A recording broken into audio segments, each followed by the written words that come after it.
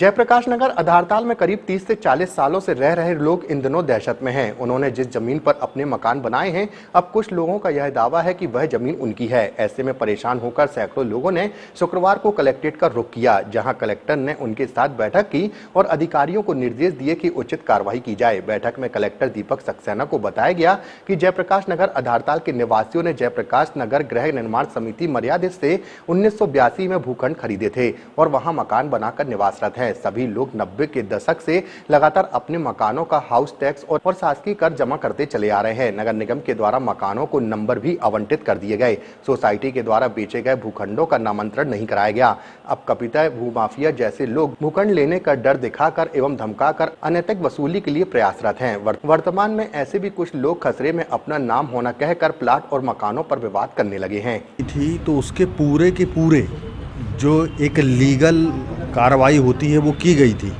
परंतु सोसाइटी के आपस में कुछ लेन देन के कारण से एक बार ये पूरे के पूरे खसरे जो हैं एक बार सोसाइटी के नाम पे चढ़ चुके थे, परंतु आपसी कुछ मनमुटाव के कारण से ये खसरे वापस फिर से उन किसानों के नाम पे छोड़ दिया गया और उसका जो दुष्परिणाम है वो हम लोग आज तक भुगत रहे हैं। आज 30 साल 40 साल हो गए हैं, हर लीगल तरीके से हम लोग उस पर काबिज भी हैं, नगर निगम का टैक्स दे रहे हैं, सब कुछ हो रहा है। पर क्या होता है कि कुछ जो भूमाफिया लोग हैं यहाँ वहाँ पैसा खिला के पता नहीं कहाँ से अपना खसरा निकाल के ले आते हैं, वो अपना अधिकार जमाने लगते हैं और उनके साथ में पूरी फौज रहती है। हम लोग सब परिवार वाले लोग हैं, एक परिवार में ज़्यादा से ज़्यादा 2-4 लोग रहते हैं, मोहल्ले वाले 3 आ गए 4 आ गए, वो 10-10 लोग गाड़ी में बैठ के आते हैं, गुंडागर्दी कर रहे हैं। वो उनको कुछ बोल दो तो वो हम लोग थाने में भी ये बात हुई और जब हम लोग गए तो वो अपने आप को ST-SC की धारा लगाने की बात करने लगे। वो सब वो इन जातियों से आते हैं कि हम लोगों के ऊपर वो धाराएं लगाने की बात करने लगते हैं। तो इस तरीके से हम लोग बहुत ज़्यादा परेशान हैं। हमारा पूरा परिवार दिन और रात से, आप देख रहे हैं, सब महिलाएं हैं और सब बच्चे हैं, बहुत मतलब इस तरीके से जी रहे हैं।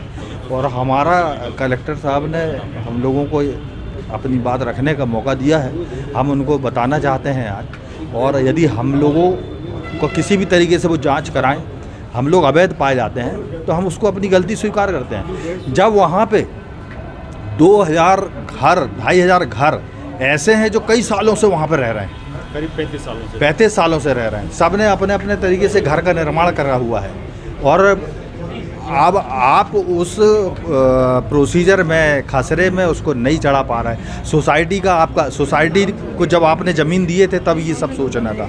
हम लोग सब वहाँ पे सर्विस क्लास लोग हैं, बड़े मुश्किल से 2-2 रुपये पैसा उस समय पे बहुत वैल्यू हुआ करती थी जब हमारे माँ बाप ने उसको ख़रीदा है। तो उन पैसों को बचत कर करके वो प्लाट को सोसाइटी से ख़रीदा है और आज ये अवैध तरीके से हमारे ऊपर चढ़कर दूसरे लोग उस पर अपना अधिकार जताने लगे, तो हम लोग कहाँ जाएंगे। प्रशासन इस पर गौर फरमाए और हम लोगों को इस चीज़ से, और उसमें कुछ ऐसा बीच का तरीका भी निकल सकता है कि हमारे ऊपर थोड़ी बहुत एक नॉमिनल पेनाल्टी ठोककर हमारे नाम से रजिस्ट्री या खसरे में हमारा नाम चढ़ा सके। तो इस तरीके से हम लोग उस चीज़ के लिए भी तैयार हैं कि वहाँ का हम लोग टैक्स तो दे ही रहे हैं, ऊपर से थोड़ा बहुत और जो फंडिंग हो सकती है वो करके अगर हम लोग लीगल हो जाएं किसी तरीके से। मैं आशीष श्रीवास्तव। बेसिकली ये जयप्रकाश नगर सोसाइटी के जो लोग हैं जिन्होंने मकान बना लिए हैं, जिनके खाली प्लॉट पड़े हुए हैं, उनकी शिकायत ये है कि बीच में कोई सर्वे नंबर 90/1 में कोई केवट जी आ गए हैं जिन्होंने अपना सीमांकन कराया, वो सीमांकन उनकी जो कॉलोनी बनी हुई है उसमें निकल रहा है। ये बड़ा पुराना मैटर है और इस मैटर में काफ़ी जांच करने की आवश्यकता पड़ेगी, पुराना रिकॉर्ड निकालना पड़ेगा।